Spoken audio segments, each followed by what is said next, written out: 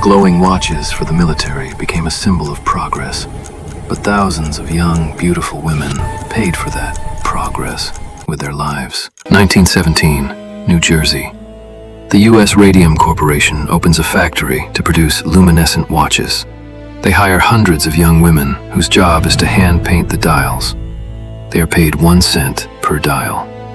To earn a living, each girl has to paint 250 dials a day. There's just one problem. The paint is made with radium, a substance more dangerous than uranium. But the girls don't know that. They're assured everything is safe, and supervisors even demonstrate the proper technique. Lip the brush, dip it in the paint, draw the numbers, repeat. The girls adore the pretty, glowing paint. They paint their nails with it, their eyelashes, their teeth. It looks magical and harmless.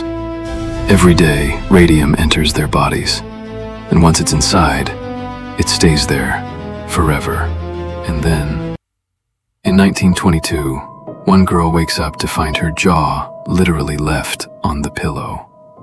Another breaks her leg just by standing. Dozens more begin losing their teeth.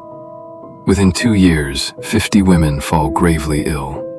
The company bribes doctors, and they diagnose the women with syphilis.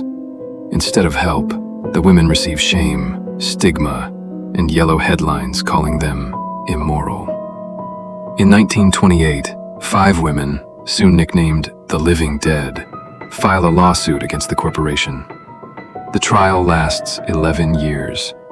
Some of them don't live to hear the verdict. And yet, their fight changes the world. Their case leads to new labor safety laws across the globe, protections for workers. The Radium Girls saved millions of lives at the cost of their own.